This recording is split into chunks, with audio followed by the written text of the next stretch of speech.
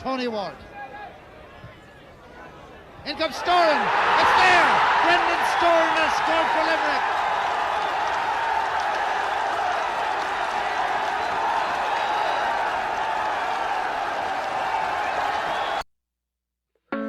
Limerick. Welcome to the Lockdown Live podcast.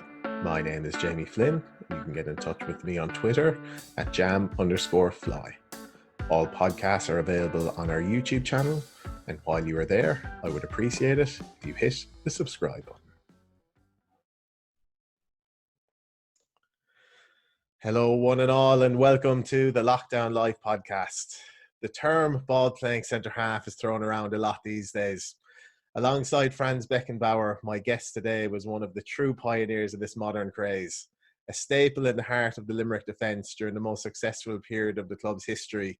He's also played in the Santiago Bernabeu versus Real Madrid, and opponents have included Diego Maradona, amongst others. Welcome to the podcast, Brendan Storan. Thank you, Jamie. Brendan, how's lockdown treating you? Well, surviving now. I was about 6-7 weeks in now, keeping busy, working from home a bit, but tight, small community. Mike, my son, and my wife Ina, and myself staying at home, and hopefully we'll get out a bit more freedom around the next few weeks. That's it. Hopefully, yeah. So, Brendan, I suppose you were you joined Limerick in 1977. You were playing with Janesboro before that. I suppose you're kind of build up to the start of your Limerick career. What was that like? It was actually it was strange, really. I was playing with Janesboro from the age of maybe at that time probably 9-10 years of age, all school by football, all the rest. Yeah. And I, of course, as a child, I used to go to the Marcus Field every Sunday afternoon for 3:30 kick-off in the League of Ireland, watching the likes of Al Finucane and Kevin Patrick. So I always did love going to the Marcus Field. Loved my football. Played hurling as well with my club of Christians and my school. But I loved hurling at the time as much as it was soccer. So I played all sports. But when I was at the age of 18, the Oscar trainer kind of youth team, we had a selection. We had guys from Ballinandy Rovers, Wembley, so on. I was in that team, and the junior team at the same year, 1977. 77. Yeah. They actually had a very good central defender called Flynn Ryan. He played with Ireland, and he got injured, and they were into the last four of the Oscar trainer. So I got a phone call from actually Paddy Murphy, and he asked me would actually be available. It was actually an Easter bank holiday weekend. Our league was over. I planned to go off with my friends, maybe down to the coast, down to Kilkee, whatever. And he said there was a big match on, the semi-final would be available to play in it. And I said to myself, why not? Yeah. So I think that was the start of a snowball effect. I played the semi-final, played the final, and we won that. Beat the Leinster League. Players like Jackie Ryan, Sean O'Callaghan, some great Limerick players. So we won that. And then from that on, I think the snowball rolled out a bit more, and I actually got a chance to play against Scotland for junior international. Okay. There was actually, so basically that we won that match, and we won Scotland 2-1, and that kind of gave me a bit more profile. And then my links to Limerick followed on. John Herrick rang me maybe a month later and asked me would I join and go up and talk to him about joining Limerick Football Club. Okay, yeah. So Limerick, they'd reached the FAI Cup Final the previous season. Can you tell me a bit about what it was like, just I suppose being a League of Ireland player back in those days? Was it a full-time job? What was the training like? Just kind of what was the lifestyle like? Exactly. Actually, the final against Dundalk, I was there in the final. I went to the match. They were unfortunately beaten 2-0. But so when that autumn, I suppose probably September, I joined. I went to the Marcus Field, met John Herrick. He was new manager for Limerick, and the train those times, they train. We probably meet Tuesdays and Thursdays. Train in the ground in the club, okay, on the Marcus Field pitch, and generally. That was a 2-week training, and then we go and meet maybe on a Sunday morning, either going to the coach to be it Finn Harps or whatever, It was vigorous training. Yeah. It was tough going, right? Most guys, they say, were all part-timers, totally part-time. And at that stage, I think that squad in 77, 78 season, they're literally all Limerick players, Limerick-based players. Yeah. So basically, I got an edge into my position centre half around October. And the first game I played was against Finn Harps in the Marcus Field, and their leading striker, of course, was Brendan Bradley, who won the Golden Boot a few years previous. So I had a kind of very tough blessing to the League of Ireland, you know. But that year was, with some, Joe Manny was there alongside me in the partnership. We'd Kevin Fitzpatrick, goalkeeper Pat Nolan, lots of experience around me. So for me, for young, I just turned 19, so it was great to have lots of experience around me at the time, starting off, you know. Yeah, I think it is similar to today. I definitely think it helps blooding new players. It's good to come into kind of experience setups at every level of the game. It definitely helps your progress. So your first few seasons, you're kind of working your way into the team. Then in 1980, Limerick win the League of Ireland title for the second time in their history. Yes, they were praised for playing some great football that season. Do you have any particular memories from the title winning season? I have a lot of memories. Yeah. Especially key matches. I'm just reading back. Actually, Charlie McQueen wrote a great book, Limerick Leader, printed it around the time we won the league. Yeah. And now it's great. It's kind of we're talking about 40 years ago. But it's great reading.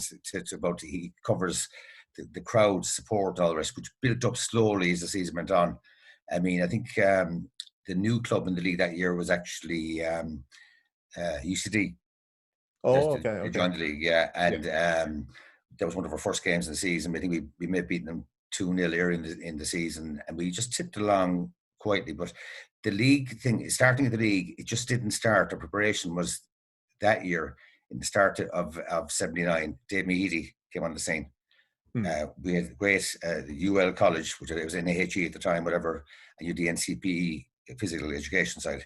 And Dave came on board, and our pre-season kind of started very early. Our fitness levels increased dramatically. Not saying there's anything wrong before that, but at the time, League of Ireland generally, most clubs hadn't full-time players, and so our level of training increased to Tuesday, went to Thursdays. Maybe a big match, we might meet on a Saturday morning with our own hand coming on board. Of course, it was a totally professional, higher level of professionalism arrived. And basically, we started off, probably people didn't give us much hope.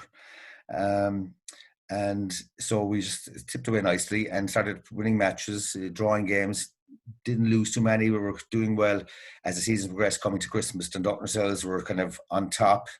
And at Loam were behind us, but we some really post Christmas, the pressure rose. Our fans, the numbers, people in the markets, we were getting 4,500, 5,000 people per home game, which is quite exceptional. Yeah, great, yeah. But we had some seriously massive wins. I know that they're iconic games. Like we were down against Finn Harps and Ballybuffet. We were down 2-0 at half time. We decided to make the changes. We ended up with 3 at the back instead of 4 at the back. We went for a bust, and we scored 3 goals in the end to win that game, to stay on top. But there's so many key matches in that year. The memories of beating Dundalk in the Marcus Field 2-0. And, of course, the great Malcolm MacDonald was supposed to come over and join and play for Limerick. That drew a crowd of something, seemingly 5,500 people to see him perform, but he didn't play in today. But the key thing is we won the match 2-0 to stay in top of the league. But that was, our support was incredible that year from all the fans. We played Waterford post-Christmas in Kilcorn Park. We won in a massive dogfight. We won 4-3 against Waterford. And, of course, the great Alfred Newcomb was playing for Waterford that day. But all these best efforts didn't stop us winning that game that day. Yeah. I suppose at the time Limerick is we're very proud of our kind of sporting tradition in the city. Could you feel kind of during that season, was it all about soccer in the town? Was everyone kind of getting on board? Was that the buzz around the town at the time? Well, sports fans are sports fans. They go to hurling matches, and they'll go to Thorn Park to watch rugby. At that time, of course, the rugby, the the highest reward for rugby players really was the Munster Senior Cup, I assume, or interprovincials. But the Senior Cup beat Cork Cons and the Shannons, the Munsters, and whatever Bows, all these teams. Gary Owens. I used to always go to actually the final. If it wasn't home park, I'd go watch maybe Gary Owen and Young Munsters play, or whoever were playing in the final. Most times in those years, thank God, it was actually generally, besides Cork Cons, was probably Limerick-based teams. But and then we've massive support. I know that actually we'd buses coming from Abbeyfield, Newcastle West. I mean, Ennis been a great fan base from all the Midwest area. People come to see the matches, But the big thing for us, we all agreed in the latter years. I mean, the amount of games we actually beat teams, and the amount of times we score goals in the last 10 minutes to get the points, and in those times it was 2 points for a win. We scored, I think we reckoned we scored winning goals and won games in the last 10 minutes of the match, between 80 and 90 minutes, probably 6 or 7 games in the year, which is an awful lot. That's back to our fitness levels. I think our fitness levels, we were fitter than most teams that year. I guess Dave Mahidi obviously retired recently, and so he hasn't left Limerick since, so definitely a big contribution to the history of Limerick sports. Dave Mahidi and Owen coming in, as has been a good experienced player, former international. Played with Portsmouth. He was a big popular star of Portsmouth for years, but brought in that extra professionalism. And in fairness, I was worried at the time he was coming in because he was number 5. He was a centre half like myself. But in fairness to Owen, he left Joe and myself in our little tandem in the central defence. And he actually moved to midfield, and very successful midfielder he was. I mean, he was a fantastic goal scorer. In one game against Cork City and Cork United at the time, he scored 4 goals, one match, 4-0 win. From midfield as well. I mean, between Tony Morris chasing, it was a price for £1,000 at the time, whatever, for first player to get 20 goals in the season. And he was pipped that year by Alan Campbell from Shamrock Rovers at the end of the season. But we seriously we scored 64 goals, I think, that year in the league. Just a lot of goals. 30 matches.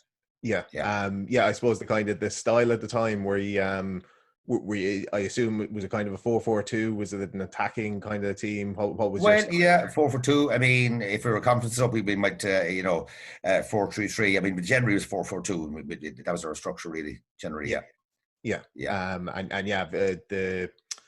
definitely the kind of the memory of people seems to be was good kind of football, Joe, playing good attacking football. Was that accurate? I think we were. I mean, it wasn't all floor football, which we had a lot of balls in the air. But generally speaking, I mean, we were attractive. We tended to go and try and win matches. We weren't totally defensive oriented. So I mean, we certainly had some ding dongs of matches between that year. Probably at Lone Town, we were a very strong team as well. Which we ended up playing the final game in the league, which was a critical match. But Shamrock Rovers, we had some massive match with Rovers in Marcus Field and Glenborough Park. And then, of course, the fairness, a strong team at the time, Dundalk were always a very tough team to play in the Oriel Park. The super squad. But our football was attractive. We had a very skillful midfield. Johnny Walsh was a prolific, skillful player. He was helped by, I'd say, Owen was a ball winner and tactor. Tony Meany was an extremely good defender and good going forward. We had a good balance to our team, really going forward. We had Tony Morris, who was actually joined us, I think, the start of the season that year. I think Tony was just on fire. I mean, he had 15 goals scored probably in the first 2/3 of the league. He was doing so we had a very good team, We got news, of course. Then, as the season was coming to a close, I think there was pressure on. There was a dog fight between ourselves and the dog, with Athlone slightly behind us. We signed Gary Humes at around probably 4 or 5 games to go, and John Delamere signed him as well, just to strengthen the squad. I think between both guys, they probably scored 8 goals between the two of them, which it all helps to get over the line. Big addition, yes. I suppose, was it How big was the squad in those days? Was it less? I assume kind of less substitutions, and it was more. It would have been actually. Yeah, it was only 2 substitutions that were pretty. I think so. Yeah, it's definitely squad size were definitely smaller. Squad size were small. Yeah, the bench would be just 2 players and your coaches and all the rest. That was it. Nowadays you've got it's 5 or 6. It's a lot more. Everything. But so at the same time, I suppose 30 games in the league, it's a long season with injuries. I think of our squad, there's only 1 or 2, 3 players that played all the 30 league games. I was out for around 40 weeks myself over the Christmas period. I had a head clash in a game in Talcott Park, so I ripped some tendons in my neck. So I was out for but most players have problems. You get hamstring injuries and ankle injuries and whatever you have. So, but in the end of the day, it all boiled down to, I think the last 4 weeks of our season, we had semi-finals of the Cup against Waterford. We had a draw, first of all, then we had a replay against Waterford. They were dinged out. Unfortunately, we were hoping to go for a double. We were actually edging towards final of the Cup as well. Unfortunately, we were beaten by Waterford in a match which played in Milltown in Dublin. We lost 3-2 that match. But then we came back after that game. We came back in a total focus, obviously, in our league. So we played Waterford, I think, a few weeks later again in Kilcone Park in Waterford, and we beat them 4-3. Then we had a few more key matches and the running, but it all boiled down to we were staying, maybe level with Dundalk or a point ahead of Dundalk. It all came on to the final game in Athlone, St. Mel's Park. Actually, only 2 weeks ago, it was actually the date of the match. I think it was April 19th, 1980. Yeah, I think. I don't have the exact date now, but and actually we had a celebration around in that date a few weeks ago when we all actually spoke on Zoom and chatted like we're doing now. Excellent. Those great times. Yeah, and but we actually went to Athlone on that time, and we went up at the night before, which was unusual for a 75-mile journey. To prepare for the game. And we reckon there's around probably 5,000 Limerick fans came up for the game. It was huge numbers. We unfortunately went down to a goal by Athlone in the game. We were down 1-0, and then thank God, Duggan skinned his defender, Stephen Fenwick, was a good full back with Athlone, and I think he was taken down inside the box, and the referee, thank God, gave a penalty. And Tony Meany, God rest his soul, that Tony Meany started the ball in. And we hung on for the last 20 minutes. A few goal mode incidents, a few clearances, but at the end of the game, we were by 1 point ahead of Dundalk to win the league. Yeah, and that was it. Right. I watched. Actually, I watched the clip. There's a clip of that on YouTube. I'll put it in the description for anyone that wants to see it. Went one down, and then now Limerick. Tony Meany, and that's the equaliser, and that may very well be the equaliser for the point that Limerick need. So after a 20-year wait, the championship has gone to Limerick United. They'll never forget it. The penalty to equalise it, to give us to give you the lead. Correct. I can only imagine. Is it a sense of relief? Is it a sense of joy? What are your kind of memories of your feelings after the game? Glamorous things, cups are glamorous. You win 4 or 5 matches, you can win a cup. I think the sign of a good team, generally is winning the league, because that league was 30 games. It's a lot of games. So basically, you've been tested over a whole season, probably 6-7 months. I think that it was relief, first of all, to win it, and then realization you won it. Those few hours afterwards, it was just absolutely incredible, grateful. Success. There's guys that play sport for clubs, as I said before earlier on there, that guys that play all different codes of sport and play for a long time and don't achieve anything, and don't win things. Well, I was a lucky boy that day to be on that team. And I'm sure all the other guys feel the same way. It's being at the right place at the right time to get over the line, and to do that is fantastic. Guys that played for Limerick in the 50s, 40s, all through. Limerick was founded in 37. So a lot of guys played for a long time for Limerick and never won anything.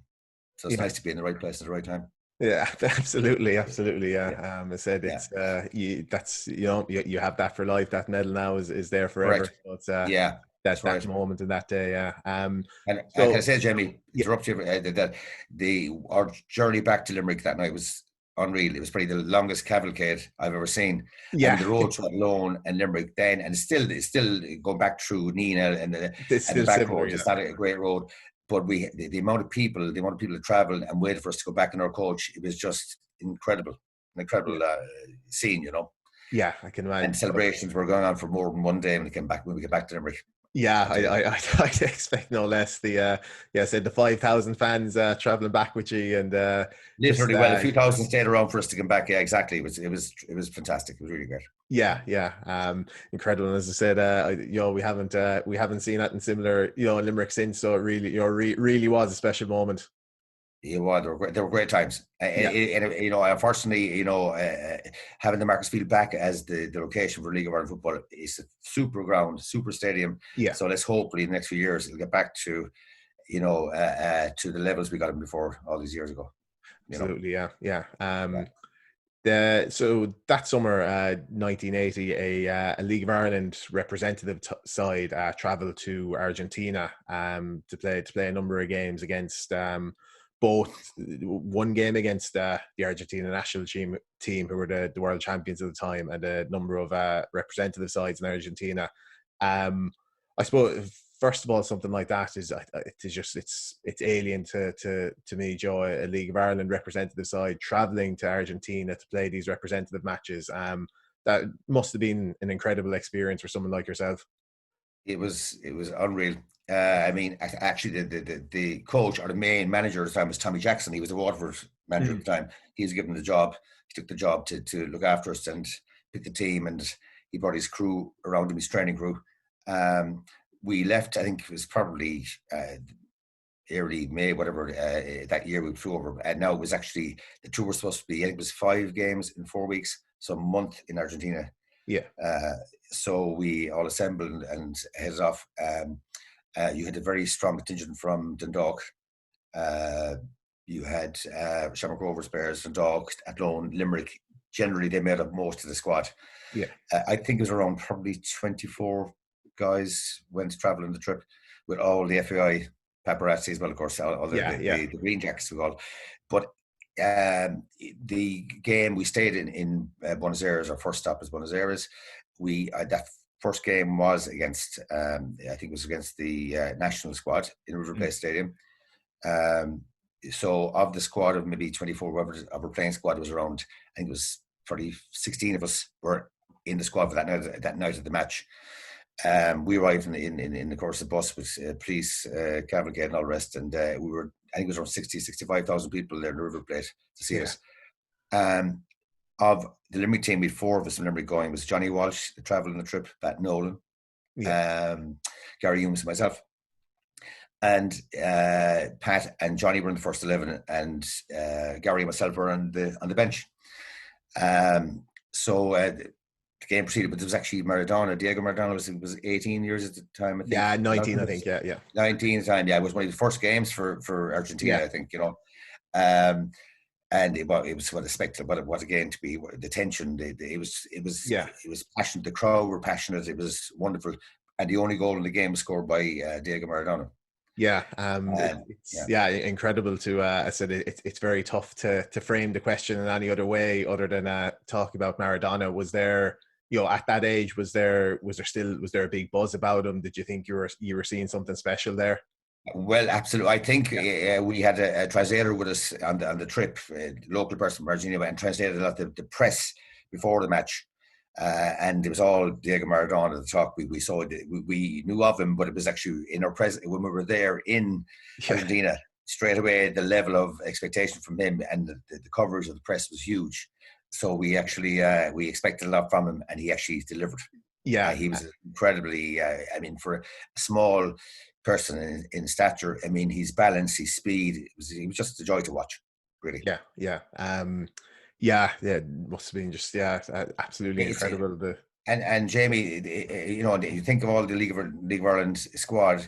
all part-timers again. We're talking about a full pro team. And I think there's a lot of disillusionment with the team as well when they travelled to Lanzarote 3 weeks later and played the Irish international team. I think actually the crowd expected to have the Irish international team because in the Tana and in the PA system in the stadium at the time, when the players were being called out, numbers, like Tommy McConville, you know, afterwards was mentioned 12 internationals. So it was all kind of built up. It's that the players, you know, who had international caps, whatever, okay? Now, they could have been for, I mean, what are they, interleague caps? But the crowd certainly thought this was actually the Irish international team. I thought at the time. And all the players that were there thought at the time. But I have a funny story, I have a light side to this story as well. So on the bench, we went into the change room at half-time. I think it was 1-0, possibly 1-0 half-time, I think. And we all went in. There was a team talk for the players, and we all went back out. And we sat on the bench. The other 3 other guys with me, or whoever, we were all sitting down. And the game proceeded in the second half. And then, with around 15 or 20 minutes to go, Tommy Jackson tipped Gary Humes on side B and said, "Gary, take off your tracksuit there, please, and just warm up there up and down the sideline. You're going to go on. We're taking off Mike Madigan there. So you want to go in, okay?" And whispered, "Do this, take that pull back, take him wide." He gave him all the advice what he wanted to do. Yeah. And Gary went up and sprinted up and down, and he pulled a hamstring. Oh, no. And Gary looked at me and he said to me, he's only 5 yards from me, "Brendan, I think my hamstring's gone." Next thing, the physio, which was actually was it Mick Byrne, the same guy who used to do the pro with the national team. The Mick Smith was the Irish team. Mick there went over and, "Gary, your hamstring's gone." So Gary hobbled over. I gave him a hand in, and he sat alongside me again with his leg on an ice pack. And that was Gary's. Unfortunately, to this day, we actually joke about Gary's famous warm-ups in the River Plate Stadium. You never know the butterfly effect of history. What could have happened if he got in the pitch that day? Maradona may not have. Who knows? Absolutely, what could have happened? What was the style of play playing in these games against Argentina compared to the League of Ireland? Was it different? It was, I suppose, like anything else too. And when you got volume and noise and crowd and all, you know, I mean, in fairness, games in the League of Ireland before, I mean, the League of Ireland would have 20,000 people in Flower Lodge years ago, and I mean, obviously the game has petered away as people watch everything now as Premiership, but the crowd never stop. They're playing their drums, they're making noise, they're blowing their whistles. This constant, it's like a fanfare in the background. And then you got football in the pitch in the middle, right? But it's noise. It's the crowd never stop. It's amazing. It's actually great. And actually, you know, I mean, one thing from the change from players in the League of Ireland going to play in big stadiums, like when we played the Bernabeu Stadium, Real Madrid, the noise levels in stadiums like that, it's incredible. I mean, you cannot talk to players. I mean, generally, if you play a League of Ireland match, we used to. Generally, you could hear players. Your partner, Joe Mandy, your fullback, Pat Nolan, your midfielders, you could talk to them. Your goalkeeper, Kevin Fitzpatrick, or whoever was playing with you. But then those games and the big stadiums, it's literally sign language you have to make. You know what I mean? Really, you know, it's just the noise is incredible.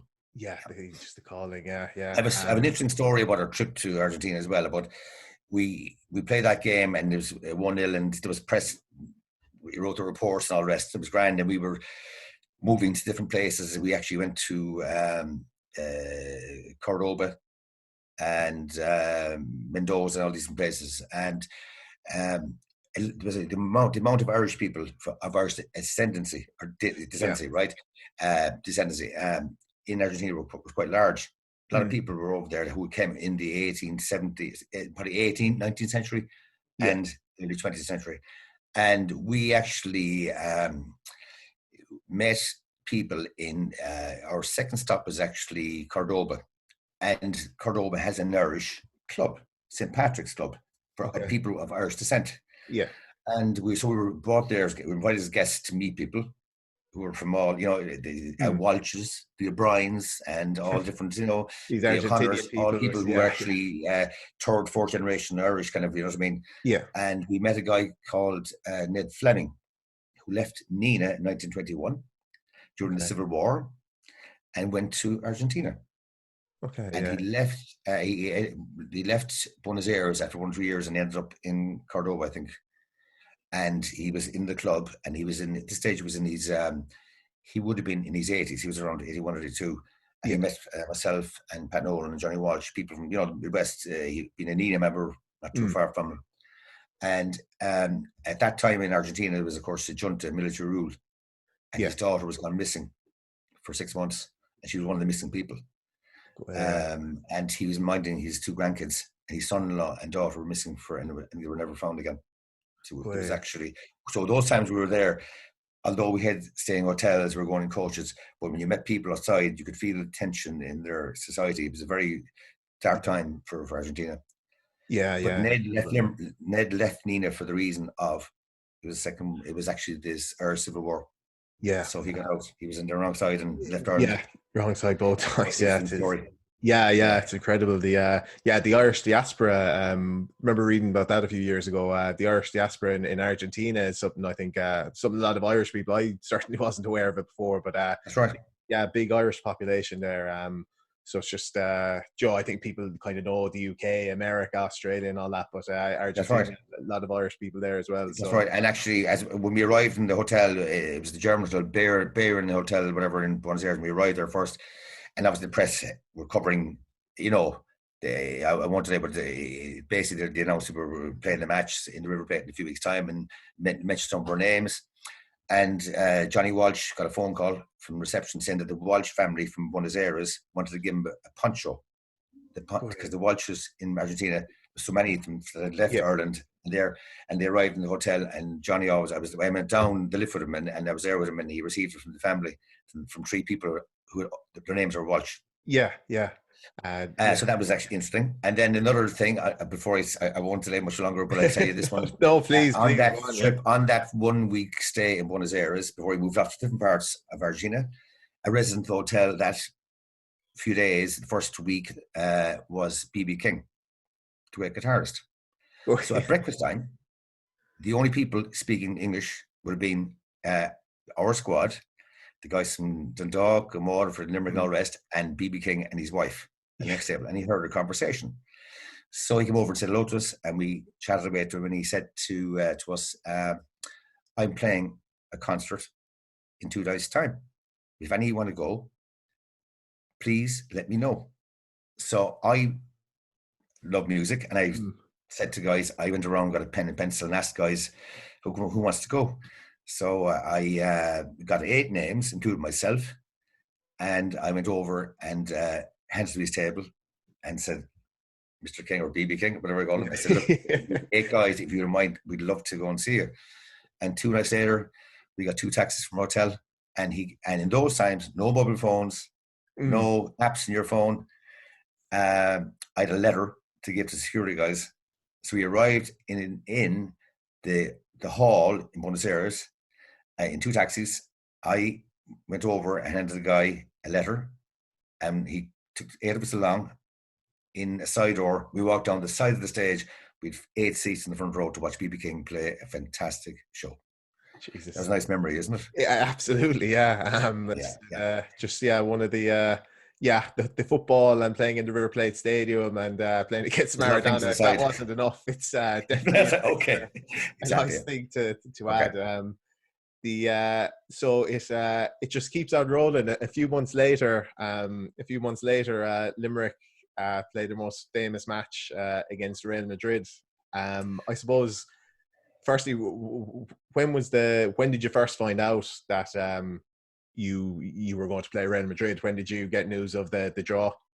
The draw, we got through, I think the morning after the draw was made, we all got phone calls that said, and then the paper scores it was just a few, obviously 12 hours later, we weren't all waiting in our phones, in our mobiles, waiting for a text.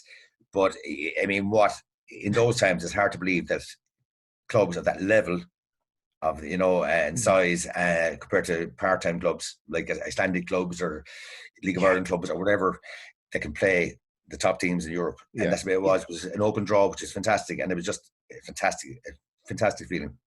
Test your ability, no matter how low or high it was, against the best. in a top match as well. This was the European Cup. It wasn't a qualifier. Right. It wasn't a friendly. It was the That's right. highest level. That's right. Yeah, I suppose having won the league previously, you knew you were going to be in the European Cup. So that's right. As you said, Real Madrid were the number one pick. Was that most absolutely all the teams you could play? You couldn't get a bigger prize than that, really. Exactly. Yeah. The build up to the match, you're going into this massive occasion. It's 0-0 at half time. You're right. playing against the best. 0-0 at half time. What was the feeling like in the dressing room at that moment? The feeling was more the same. Keep it going. We're doing well, and we played good football that day. We weren't just playing a basically 4-4-2 maybe, but we actually played nice football. Our crowd, our fans were actually, you could see we were getting a lot of support from our fans. But 7,000 in Lansdowne Road was probably but still fair due to every Limerick fan, every Limerick person that was there supporting us. I thought we gave a great display for ourselves. Unfortunately, even the days of guys dropping down for penalties or frees now is endemic in the game. But in that game, I thought that I think it was a penalty scored. It was actually in the latter part of the game, which kind of unfortunately we were heading towards a 1-1 draw, which would be a phenomenal result. Yeah, but look, the referee made a decision. They got their 2 goals, and I think we had a goal disallowed for offside as well in that game. Yeah. By Johnny Matthews, I think. But I think we were very proud of ourselves. We played extremely well. We weren't beaten out the gate, and I thought that we were just all proud of ourselves afterwards. Yeah, absolutely. As I said, the match against the Argentina national team, by the way, was only finished 1-0. I'm not sure if we'd mentioned that. So you're playing not just I think like Limerick played Manchester City a few years ago, and a lot of Limerick guys were on the pitch and they lost 4-0 in a pre-season friendly. Yes. And it's still, and rightly so, a great experience for them. That's right. You're not just playing friendly matches against these teams, competitive games, and competing. Des Kennedy puts you 1-0 up.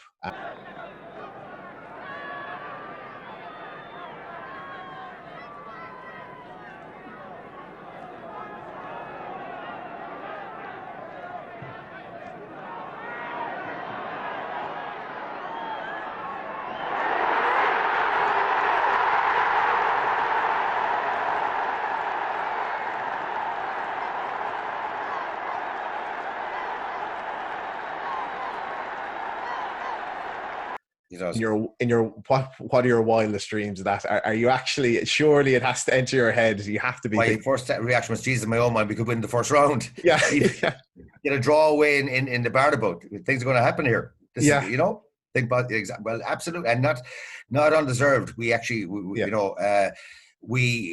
actually, all our fans, all the people, anybody I spoke to for even a month after the game said we actually deserved. The result did not reflect our performance that night, which is a fair point. We will see it, it's so it was fantastic. But then, I mean, obviously going the following week, or maybe 10 days later, was to Madrid was a whole new ball game for us. You touched on the kind of the sound of the stadium and all that. I said you went then in the second leg 5-1 to Real Madrid in the second leg.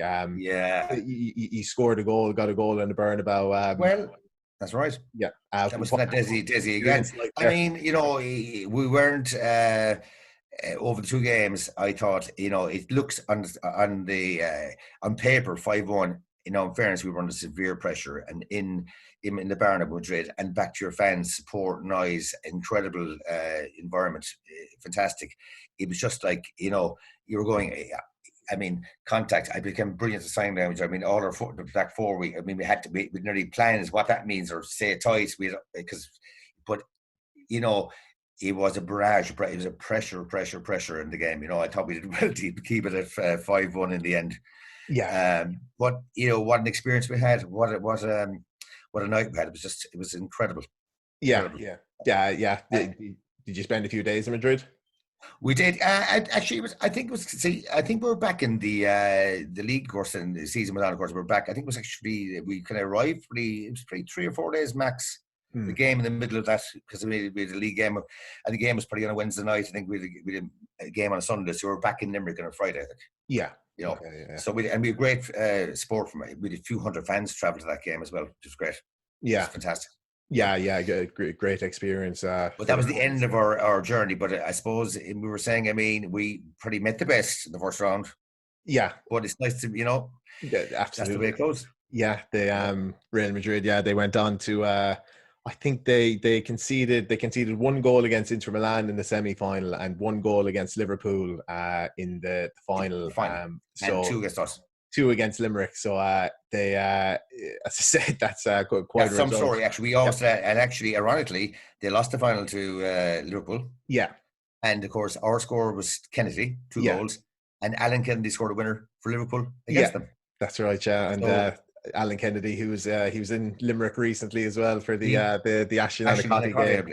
That's correct. Yes. Yeah. So as I said, big connections with the absolute elite of European football there. So definitely, it's a spectacular memory for people. Brilliant part of the history of the club. Yeah. So the following year, it wasn't the end of your European exploits. You played, you met Southampton in the UEFA Cup in 1981 and AZ Alkmaar in the Cup Winners' Cup in 1982. That's right.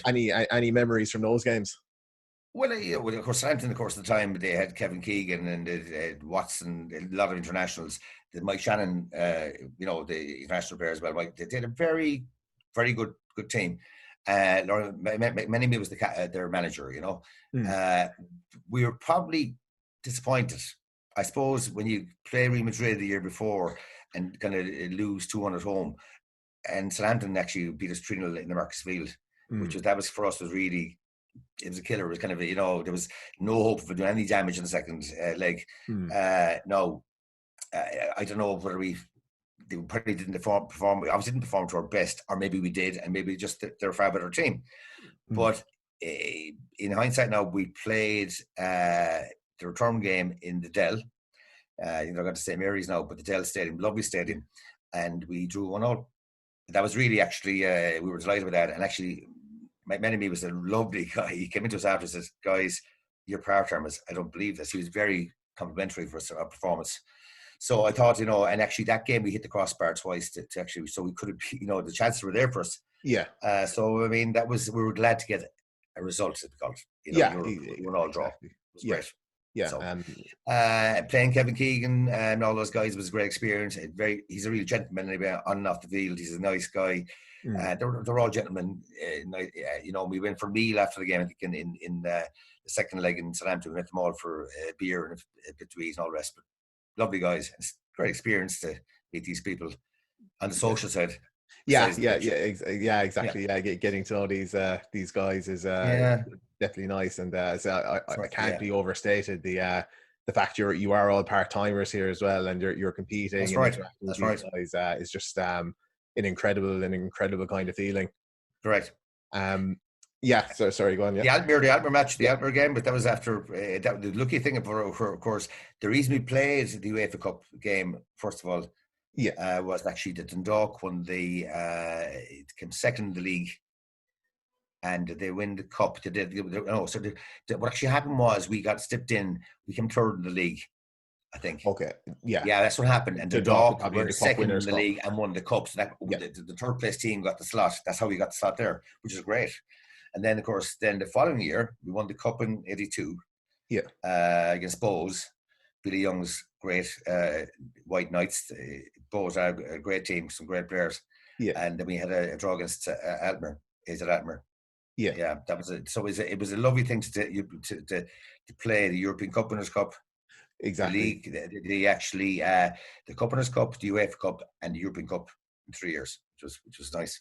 Yeah. Getting a taste of all the competitions there. That's right. Excellent. Again, excellent experience. It was crazy how it worked out, but it was an amazing, a great trip. It's a great trip, actually. Yeah.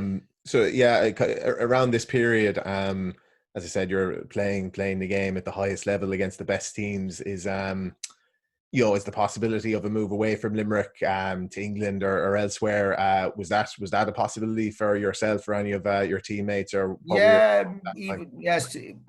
At the time, I think Johnny Walsh and Pat Nolan, when I joined Limerick in '77, that first season, the lads were brought on a trip over to Blackpool. There was talks of two lads joining Blackpool.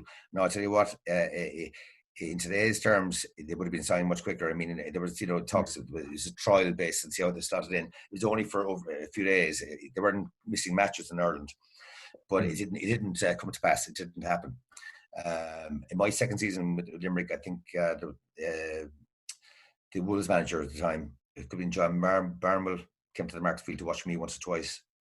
Because there was no Wolves, whether Division 2 at the time. There's all Division 1, 2, and 3, but at that time, I didn't move anywhere. Johnny Walsh, Pat Nolan didn't move anywhere. And then there was talks of, when I was probably another year, Newport County were Welsh. They were in a Welsh club in the English League. They asked me they made a proposal to own.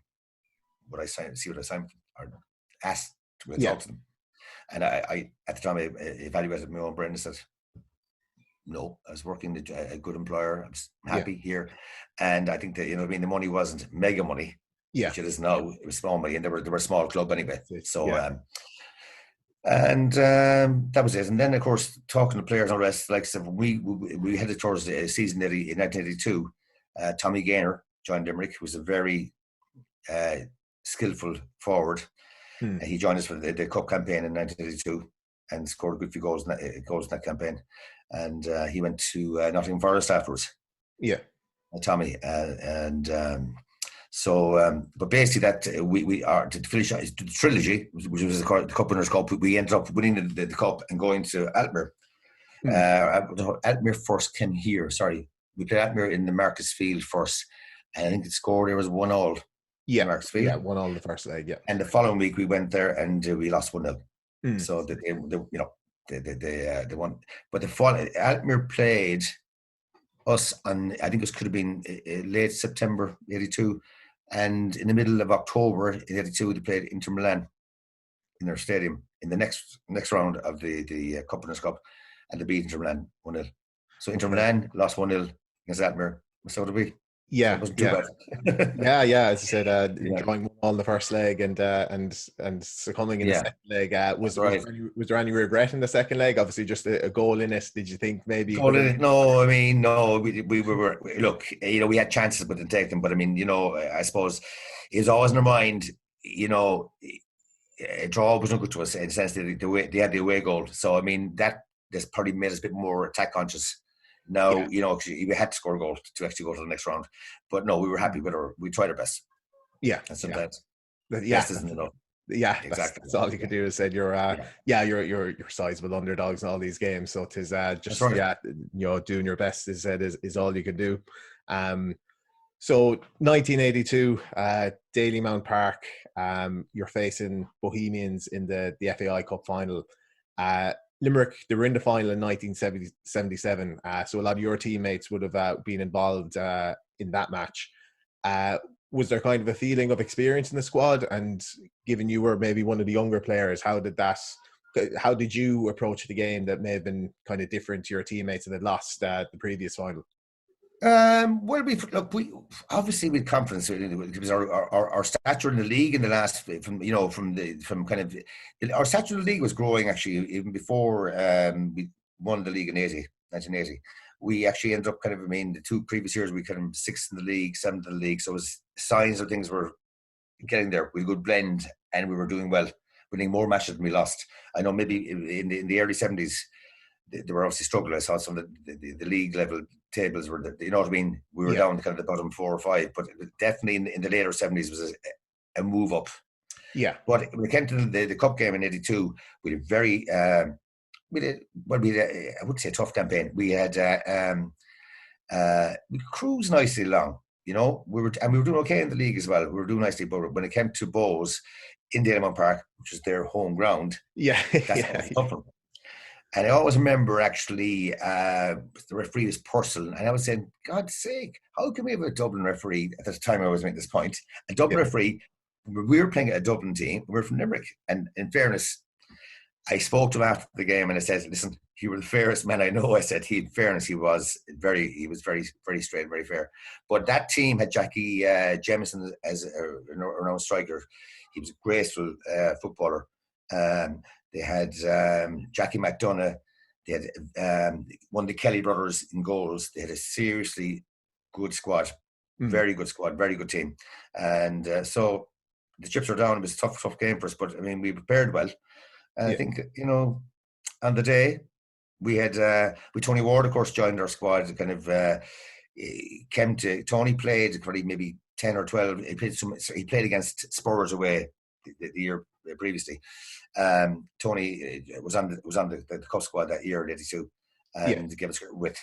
And then we Tommy Gaynor and Gary Humes up front. Strong team. Alfred Nukin came back from Waterford and was on one full back. Pat Nolan was the other full back. Joe and myself, and Pat and myself just slagged the other three guys. I said, lads, your average age is nearly, you're going over 150. They were senior pros, to say the least, And I think there was Kevin's last game. Kevin was going to retire post Cup Final. And but we scored. I scored a goal. I was in the right place, right time. And to this day, Tony Ward and myself keep saying we planned that move from the training ground, but we didn't really.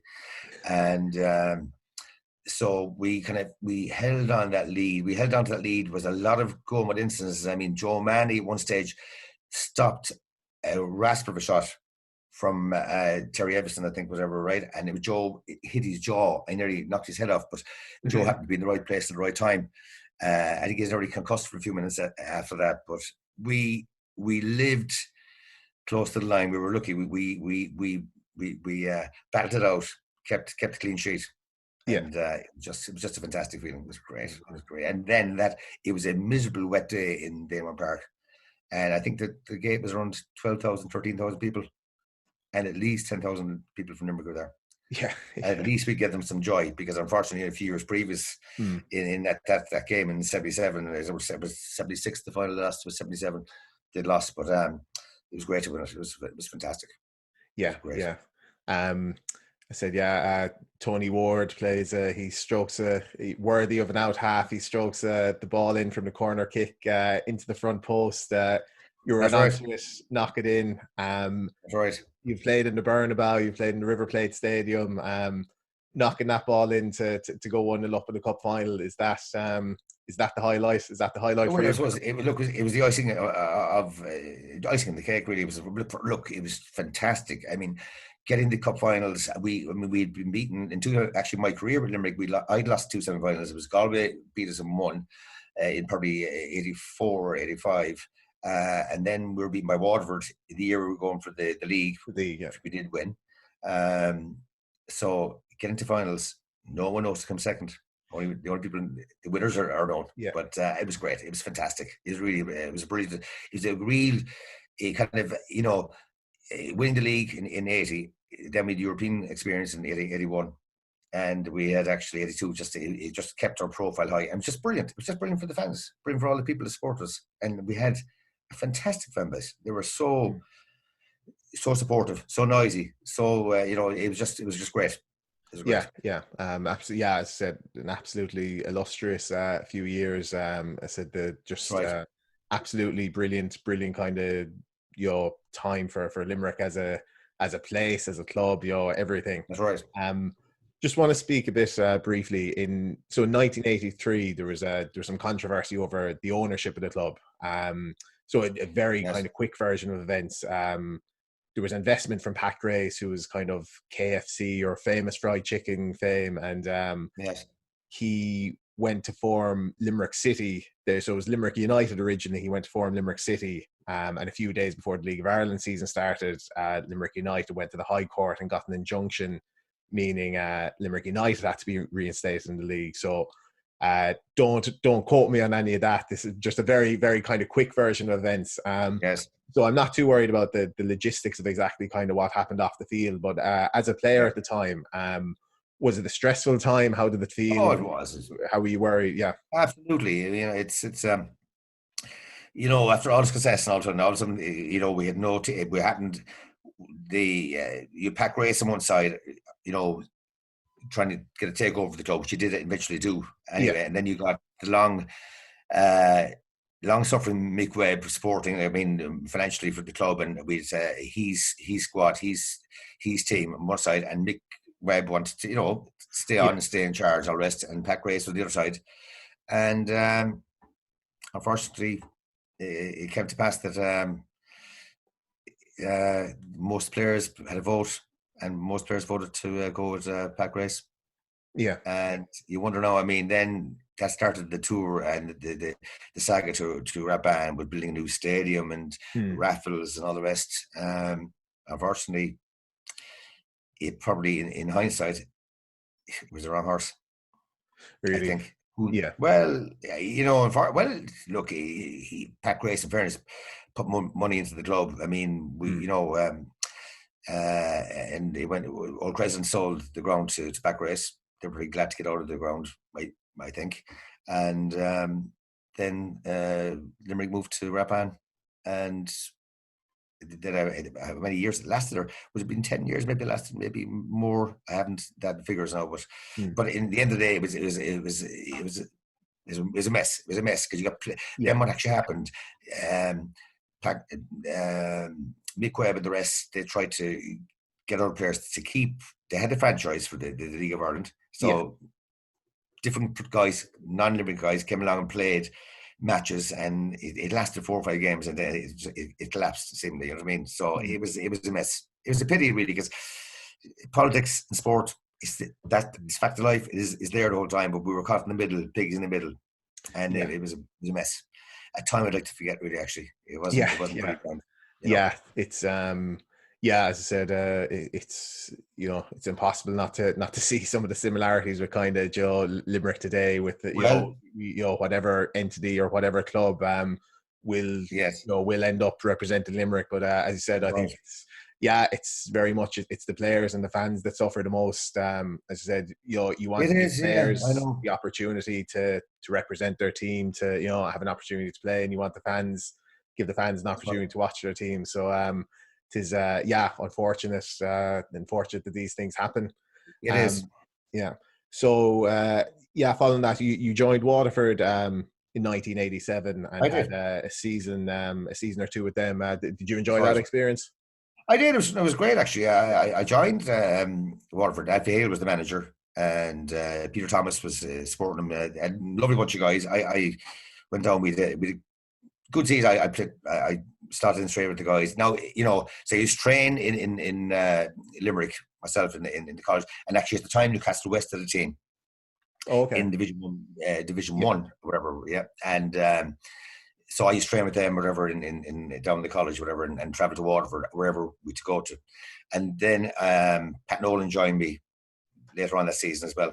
Pat came in, and so we car shared. Excuse me a second now. I have to clear the throat. So, some great players in Waterford. Mike Bennett, I think his son now is the professional cyclist. He cycles around in Europe. He's a very prominent cyclist. You had Kevin Power, Mark Reed, Mike Maddy, some great talent in Vinnie McCartney. Lovely. So I joined, and then Mike Rice came from Dundalk. He joined the central defender alongside me, and Pat Nolan came in as fullback for that first season, and. Who else? That was really it. I think we had a few 2 good seasons. I actually had to finish. I finished the second season because I missed my bones. My hip was giving me trouble, so I had to finish my career. But we had a very good, first season, especially. It was very good. I think we came fourth in the league, but not high enough to capture another league. I think actually my second season, was actually Limerick beat us in the cup. In Raban, actually. Okay. So we lost 2-1 to Limerick. So actually Noel King had joined us at that stage, I think, and the son of Noel King was playing sweeper behind me. But it was nice experience. And nice guys. Waterford always a well-known club. What a history they have. What players they have for the years. And they had a lovely fan base. Kilcoan Park was great. I was glad to play with them. It was a joy. But then my heart was still in Limerick. It was nice. I had 10 years in Limerick and maybe 2 years with Waterford. Just won 12 years of it. So I think the when I was getting 30, my body was getting battered. So I had to stop my hip giving me. So that was the end of it.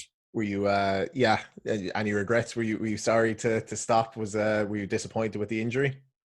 I was really, but I mean, the club medic just advised Brendan. He said, "Look, you're going to shorten the hip replacement if you don't."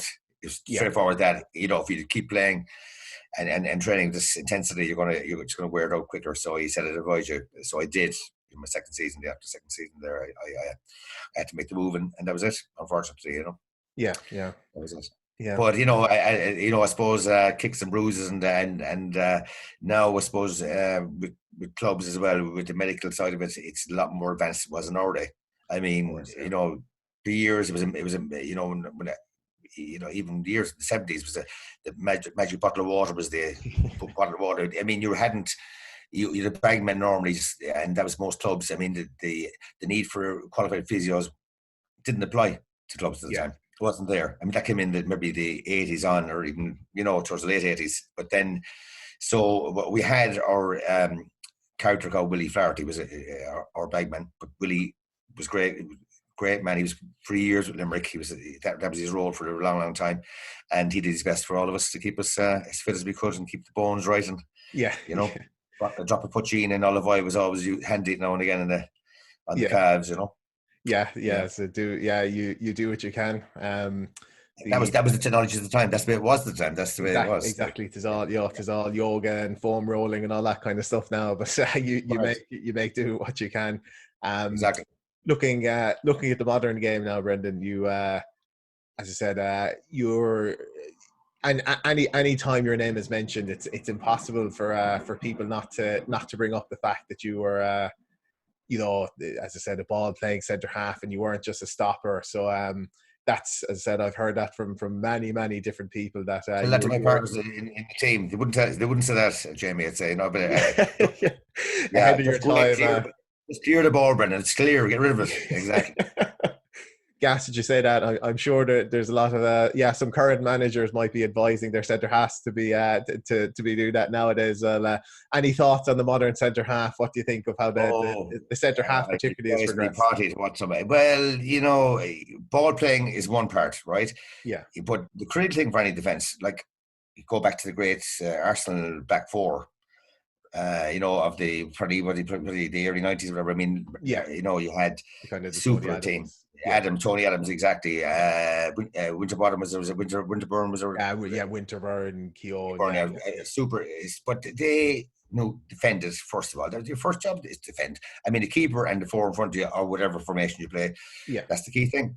The key thing for anything is nowadays I kind of worry that a lot of guys who are worth a lot of money, technically, can't defend when it comes to crossing. I mean, balls do go in the air in football now and again, the corners or whatever, but a lot of them can't head a ball, can't mark and tackle properly. And tackling has become a bit of a science now, though, as well. It's a big problem. I feel sorry for defenders because any slight contact is all, and people are so weak nowadays. Poor fellas, especially forwards, they kind of seem to fall to the floor quite easily. But I do think that the need for any team, you start at the back, you don't concede goals. I mean, I think the English League Premiership, some of the scores in the last few seasons have been horrific. I mean, you have games like bingo numbers rolling out. I mean, the scores have been, 7-1, 7. I mean, the defenses are leaving so many goals in. But I do think that some managers still do work for the back, but the continental game is a lot more fluid, I think, anyway. You know what I mean? The impression that, especially South American football, but I mean, that was shown out, of course, Brazil were shown out in the World Cup final, where they, by having two central defenders that couldn't defend. 7-1 Germany. It was incredible to think that they were exposed by smart Germans that they knew the weakness in their team, and that's that's sinful. I mean, I always, when I was younger, I admired Italian football. Mm. Franco Baresi, a few more players like that. I mean, Becker, German, but I mean, Roger Moore. I mean, Alan Moore, was it? Bobby sorry. Moore. Yes, correct. Yeah. But we have James Bond in there as well for nothing. Roger Moore.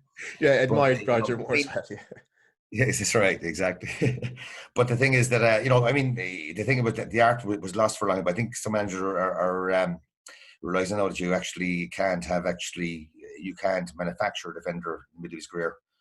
And I think a lot of clubs, there's a few guys I could name. I won't say it on air, but some guys who are being played central defenders are in that central role are not central defenders. They're not able to cope. But that's it. Yeah. No, I think you have to defend first and foremost, and you have to learn the art of defending first, and I think add the other stuff first, or That's add correct. the other stuff second. Yeah. Brendan, thank you very much for joining me. Really enjoyed that conversation. Now, thanks for everyone for watching. All our podcasts are available on the YouTube channel. Please subscribe to the YouTube channel if you're enjoying the content. Really does help. You can find me on Twitter at @jam_fly. Brendan, thanks a million. Look after yourself. Enjoy the lockdown, and thanks for coming on. Jamie, stay safe.